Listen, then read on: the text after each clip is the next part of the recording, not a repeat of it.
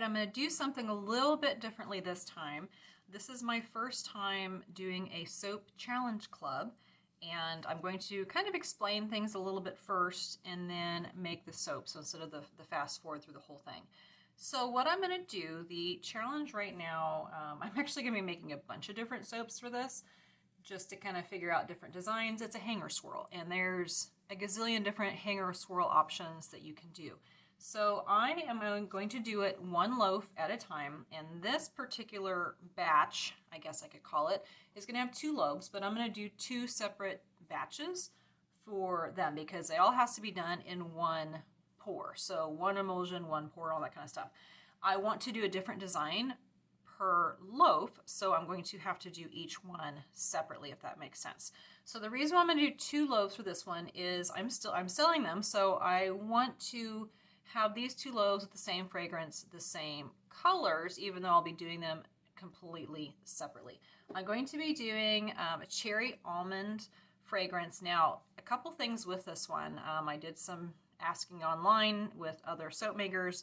The Cherry Almond has a very, very low safe usage rate, only 1%. So usually I use about 4%. So for a loaf of my soap, which is 10 bars, that would be 2 ounces of fragrance oil. So for 1 loaf, I can only use ½ an ounce. That's not very much, but the fragrance is still supposed to be strong. So we'll see. We'll see how it goes. If it's lightly scented, then that will be fine. I'm only going to be fragrancing a portion of the batch because it not only accelerates, it also discolors to a light brown. Now the acceleration, I don't know if that's based on like the normal, hey, 4 ounces per, or excuse me, 2 ounces per loaf, or if it's going to accelerate at ½ an ounce. So I'm kind of doing a gamble here with the first one because I don't know what the acceleration is going to be like. So I may have to totally scrap the second loaf. I'm not quite sure yet. So anyway, also it discolors to a light brown. So my plan is to have swirls, and I'll get to that just in a second. I'm going to do some batter that has the fragrance in it that will be a light brown. I'm going to do some batter that is unscented and no color. I'm going to do, so I've got 3 cups here, so I'll have no color, no scent. I'll have, actually all of these will have no scent in them. Then I'll do a pink and I'll do a yellow, and then I have some really pretty copper mica here. These are all in sweet almond oil, and this will be just some actual oil drizzled in there, and it'll be absorbed by the soap as it cures. We'll see how it goes. I'm using, this is a Brambleberry, this is a Wholesale Supplies Plus, and this one is, that's Nurture as well. So I've got copper, yellow baby duck, and pink lemonade. My batches that I'm going to do, this is my live water, I need to move that over, is, another reason I'm doing this with the same colors and everything is I can reuse the containers as well. So you can see I have little tape things. I haven't done this before, but what I'm going to do, if you think of hanger swirls, it's more like swirls like this. I'm not going to do that with these 2. I'm actually going to do kind of a zigzag. So the first one, I have marks on my hanger tool, and I'm going to actually go down to the first one. I'm going to go straight across horizontally, then I'll go down, straight across, go down. So I'll have the lines, the zigzags going this way down the bar. Now this other one, I have spacing, I measured everything out, so hopefully it'll be all even, is I'm going to go vertically. So I'll go down, I'll go over to the line, come up all the way, go down, over and up. So we'll see, hopefully that'll work. So I'll have the zigzags going different ways.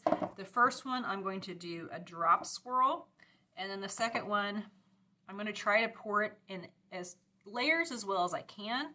Don't know if that'll happen because again, we can't like pour a little bit and then wait for a setup, and then the next thing has to be all one pour. So it's a little bit different. If I want solid layers, then I will actually do separate little kind of like mini batches, but you can't do that with this one. So let's go ahead and get started. So the rest of this part will be pretty much fast forwarded, and fingers crossed, hope for the best.